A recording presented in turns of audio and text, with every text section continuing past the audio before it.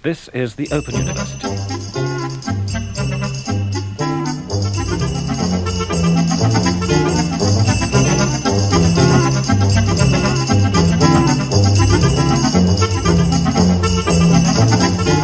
So here I am in the guise of an amusing comedy cat with pumpkins to talk about the year 2023, which was a fairly good year in my book, in my life. In fact, I went to Spain, I went to South Korea, I went to Japan, I came back via South Korea to Finland. I went to France and Germany, of course, to Scotland and England, of course, and to Belgium, and then back to Spain. Oh, and I also made an album called Krambambuli, which some people say is one of my best. I've been a tourist most of this year, but really I'm a musician, and I keep this flat in Berlin to do my music. Essentially, now to do my music. We're 2 weeks into Krambambuli. I think it's actually pronounced as the drink or as the dog it's named after. This album title I chose. And it seems to be the only way I can work is to do these bursts of very intense composition, recording, video making, in this subtly compulsive way. It's really compulsive. I don't really, obviously, don't do it for money. I do it to express myself, but also because it's a weird compulsion. Perhaps it's therapeutic, or it's my way to connect to the world in ways other than being simply a passive consumer or tourist or whatever it is I do the rest of the time, drinking cups of coffee in pleasant places. It's about a month since I've finished recording my album Krambambuli. When I have an album coming out, I like to talk about or think about what is an album. I read album reviews. Is there some virtue in putting a collection of songs together to record what you were thinking and feeling that year? And I think there is. Time flies when you're having fun. Hi there, you find me on a beautiful September day in Berlin on the Friedrichstrasse in Neukölln, thinking, why is everybody walking backwards? And if they can do it, why can't I? So today's Open University video, which is the 200th in the series, is about me going backwards and looking at the things I've been talking about in this sequence of videos, vlogs, ruminations, which began on December the 5th, 2016.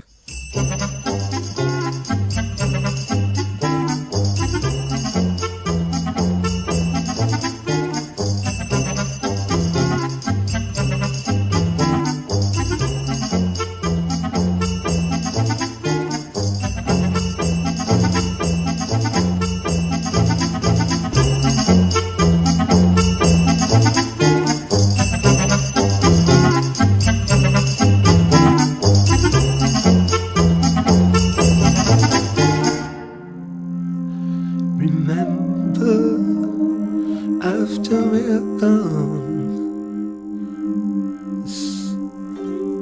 the same cards are played. The same cards are played. I'm thinking right now of something Voltaire said at the end of Candide.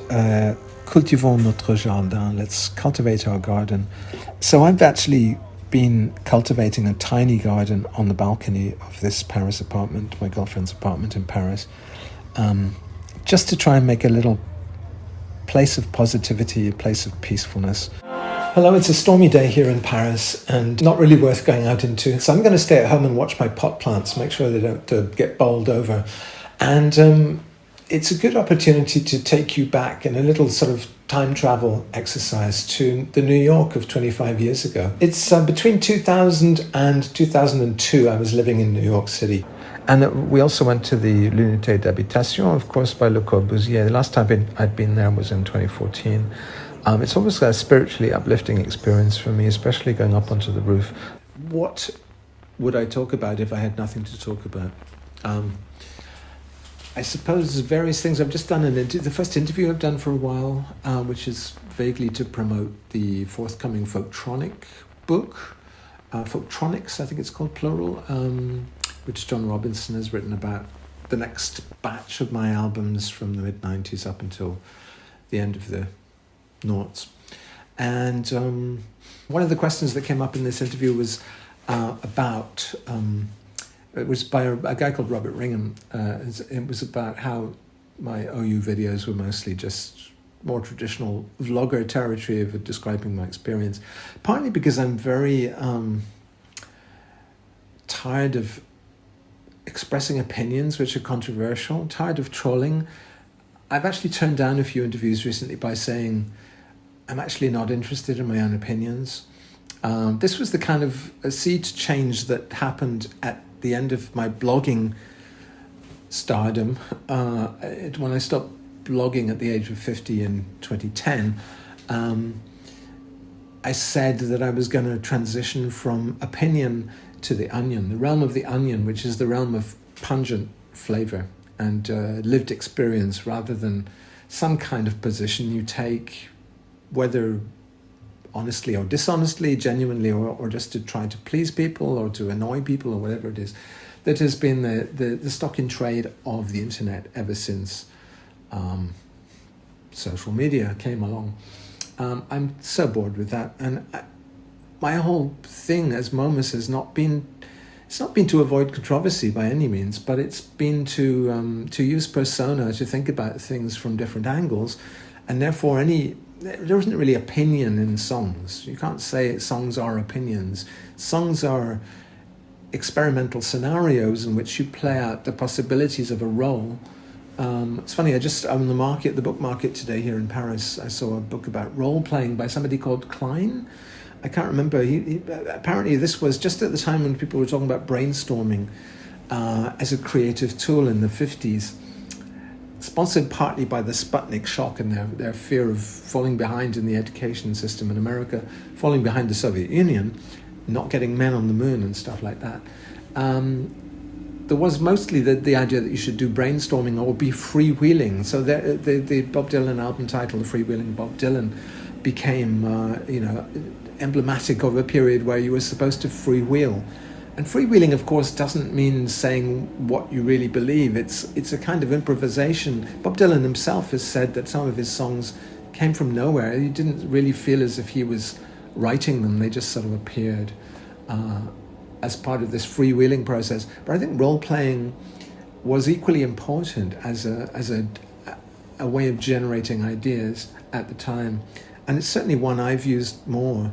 I always liken it to a kind of sort of costume trunk where rock and roll or electronic media, whatever, it's a kind of a way to experiment with looks and with personae that are derived from looks. And this is one of my fascinations in my daily life, is trying on secondhand clothes, other people's clothes, quite literally, usually dead people's clothes from dead eras, in order to present a persona on the street which will seem to connote some kind of otherness, which will seem to suggest that we don't have to all dress in Nike and denim and whatever, or the sort of Ziploc Velcro kind of handcuff dangling, we're all their security guards style of the new fascism, which is where everybody. I do double takes on the street all the time where I see people who look like policemen, who actually on second glance are not policemen at all. They're just citizens who dress like the police. And at a time, the time I grew up, you would have done everything to not look like a policeman. You'd have flowery shirts, and talking about the 60s, obviously, you would be trying to look like a woman if you were a man, and or vice versa, I suppose. But you try to avoid this kind of connotation. I was talking in this interview about why I no longer blog, because inevitably a certain kind of non-fiction presentation, like a blog, obviously it's your opinion, it's meant to be your opinions, and already in that phrase there's so much to unpack. I mean, who am I, for a start? What are my opinions? Where do they come from? Who else is influencing them? What am I doing with them when I lay them out in public? Am I laying all of my opinions out in public, or only some of them, which I think will be appealing to people, and so on and so on. So that process had to stop. It was mostly, though, it was my way of showing of seeking value, showing that there was valuable and beautiful and interesting stuff out there on the internet. Because when I started blogging, I thought it was a weblog, and I thought it was meant to be a list, a catalogue of all the interesting places you've been on the web. So that evolved into a kind of a raison d'etre, a justification on a daily basis, a defense of poesy in Spenserian language, in which you would try to say what made life worth living and what culture made life worth living, or what things you'd found recently made life worth living. So I still do that, and I do that with my slides, I call them slides, they're stills.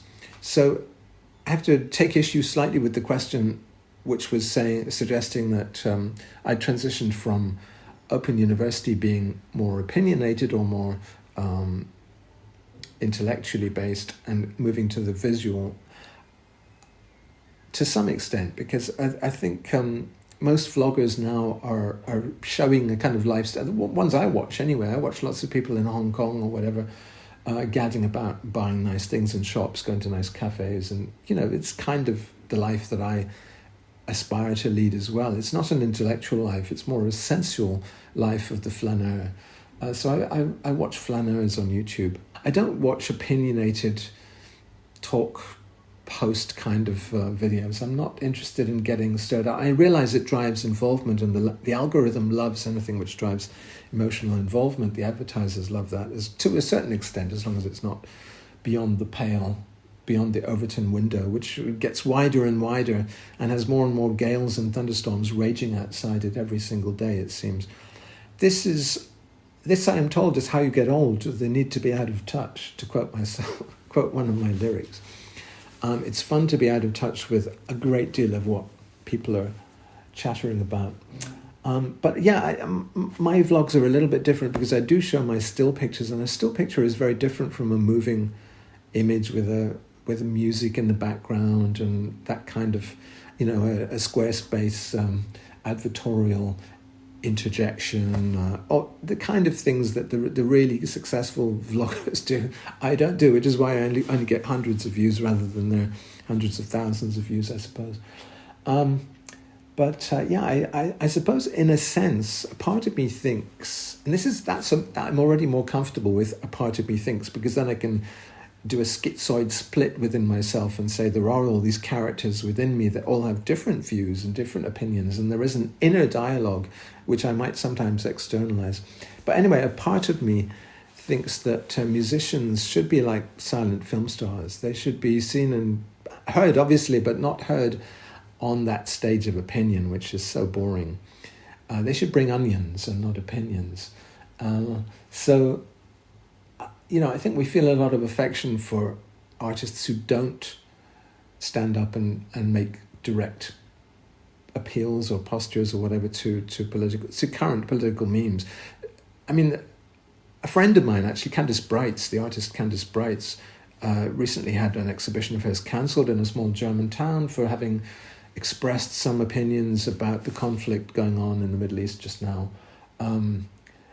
And she wrote a very good rebuttal, a very good essay, I think in The Guardian actually, which said, it's absurd that not just what you say about a particular conflict that's happening in the world just now, but when you say it, it becomes crucial to your career trajectory. Thank God I don't have much of a career to destroy, but you have to make a particular statement to show that you're not on the wrong side of history or whatever, or supposedly are.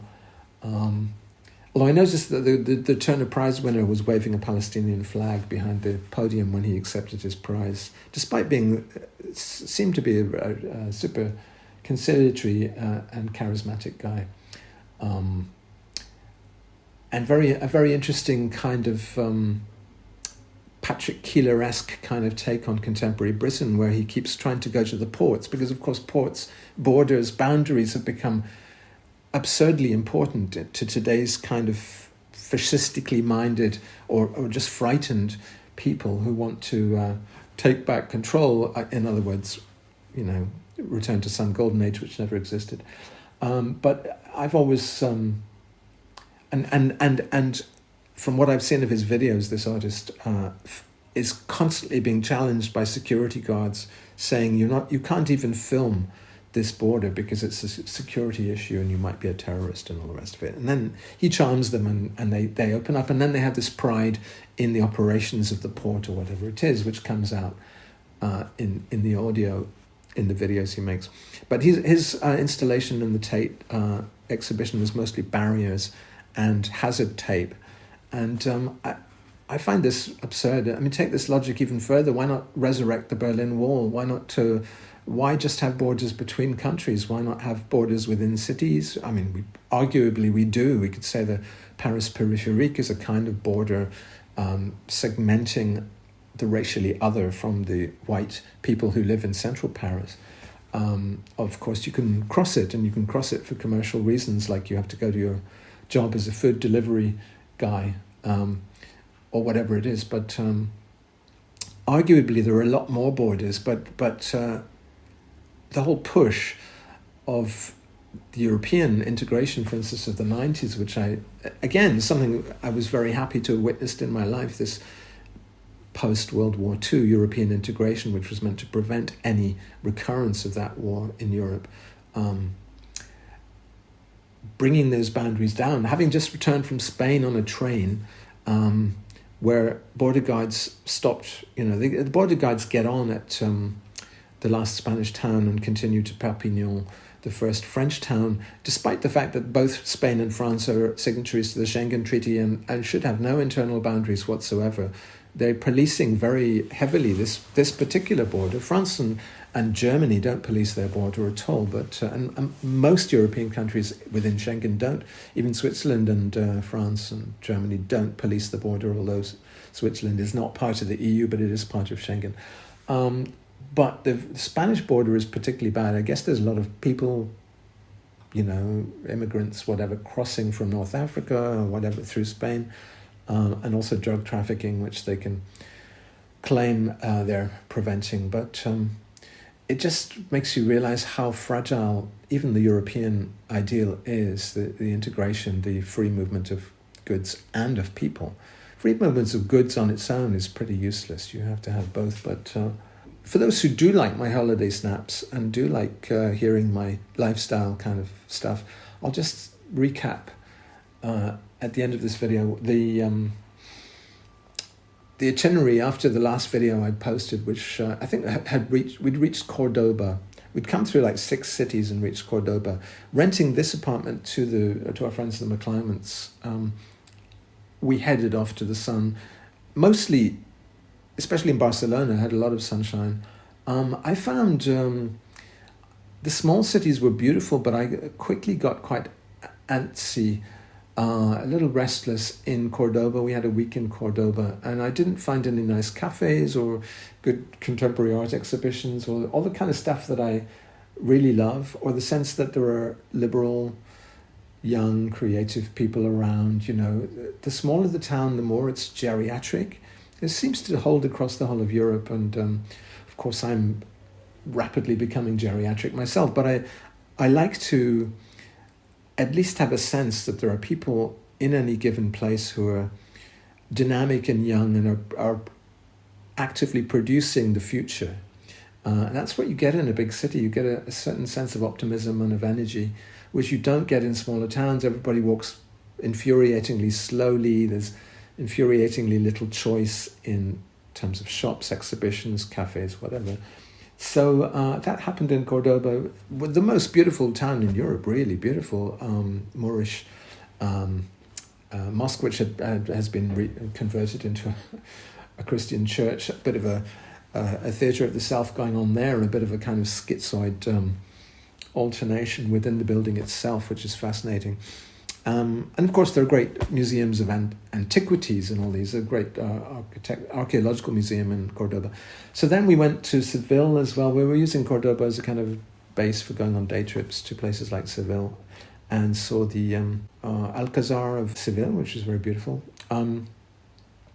Then we headed up to Madrid for a few days and managed to see the market, the flea market in Madrid, and the Casa Encendida, which we'd been trying to see for years and had never arrived on the right day, or COVID had kept it closed or whatever. It was a bit disappointing, though. It seems to have been run down and impoverished budget-wise. Had a Picasso exhibition, which was a bit weird. It was contemporary artists reinterpreting Picasso. There seems to be a counter drive to the iconoclastic drive to bring down all yesterday's heroes. Nobody called Picasso an asshole, said Jonathan Richman, covered by David Bowie. But people increasingly do nothing but call Picasso an asshole. So it was kind of interesting seeing Picasso's late work particularly celebrated by artists who appreciate the energy of the eroticism of an old man, rather than simply say he was being inappropriate or pathetic or, abusing his power or whatever it was. So then after Madrid, we moved on to Zaragoza, which, interestingly enough, I hadn't been in since playing a show there with Biff Bang Pow and Felt in the end of 1987.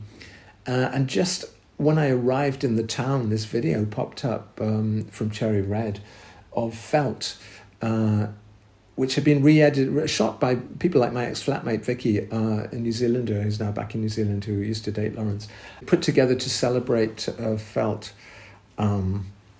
So there were shots of me on that tour, probably in Zaragoza, filmed in Zaragoza by Phil King, I think, who's the bass player in Biff Bang Pow,